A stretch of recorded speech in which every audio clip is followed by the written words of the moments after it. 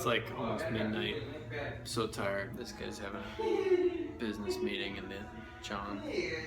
I still gotta edit tonight's vlog. I haven't even started yet, and it's like midnight. Okay, good to be back in my studio.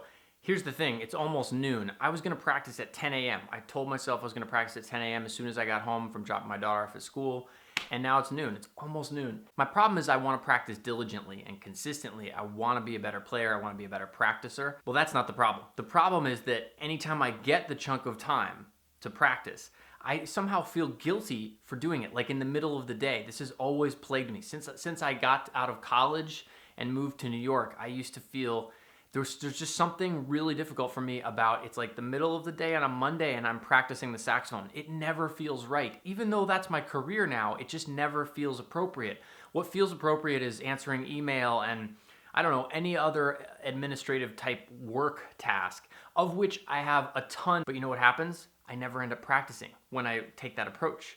Then the day goes by, gets to be, I don't know, 5, 6 o'clock. It's dinner time with the kids. I'm feeling anxious and upset because I didn't practice. And before I know it, the day has gone by and I don't feel like I got anything done. Whereas I know for a fact that when I do the practicing, when I just take the time and do what I need to do, I get all the other stuff done and I feel better about it. It's like that thing with the stones and the jar. Have you ever heard this analogy? It's like you take a jar and a bunch of stones and sand and water, and they don't seem like they would all fit in the jar, but how do you make them fit? Well, if you put the water in first and then the sand, you'll never get the stones in, or the big stones. There's like big stones and little stones. Anyway, the moral of the story is you put the big stones in first, and then the little stones, and then the sand, and then the water, and that's how you get it all in there. But if you reverse that order, it doesn't work. The moral of the story, I said this already, but the moral of the story is do the important work first. I'm saying this out loud to myself because I seem to constantly need reminding of it. It's almost 12 o'clock. I'm going to practice for, I don't know exactly how long, but it'll be good. I'll put that timer on. I'll get a chunk, maybe 2 chunks of practicing in. Bam.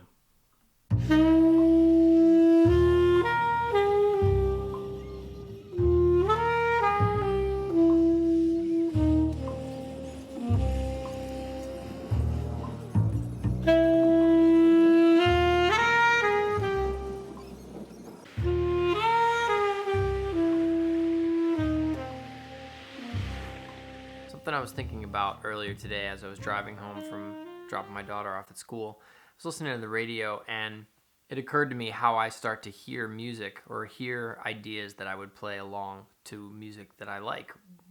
It doesn't really matter what the style of that music is. Got me thinking about these 3 ideas: voice, language, and conversation. The reason I practice the way that I practice is in a very fundamental, slow way. I'm interested, and by the way, what I practiced today was mechanics. You know, I mentioned in an earlier vlog that I was working on long tones or working on tunes. Today was a mechanics day. I just focused on the mechanics of the horn, isolating various segments of it, the low register, the high register, a certain scale, whatever. I was kind of working with the couple different diminished scales, but in intervals and doing interesting things with, doing things with them besides just playing them as a scale. But mechanics.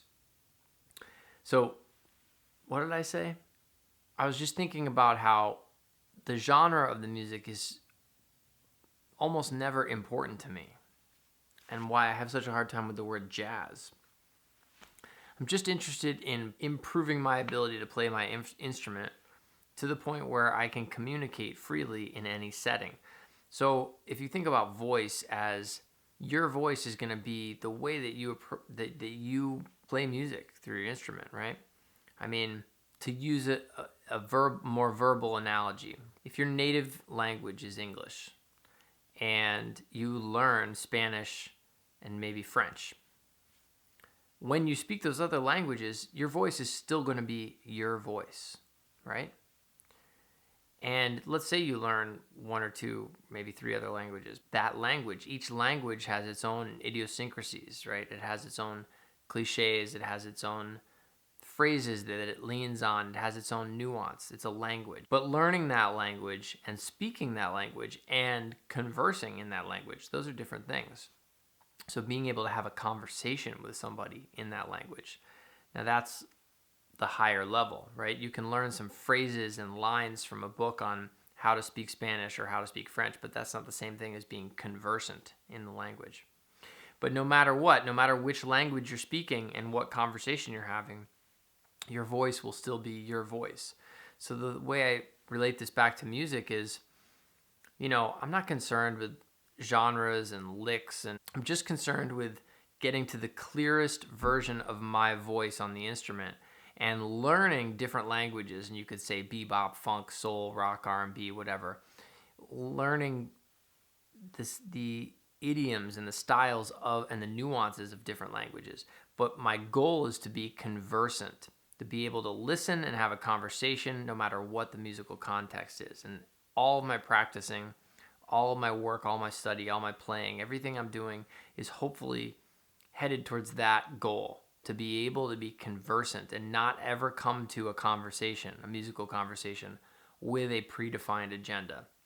To me, that's the kind of music that I generally don't like, where, especially when it's supposed to be more improvisational, where somebody is clearly playing something they have thought about or worked out in advance rather than something that's unfolding in the moment. But in order to play something that's good, that's unfolding in the moment, you got to do a ton of work to learn that language and to master your own voice within that language in order to be conversant, right?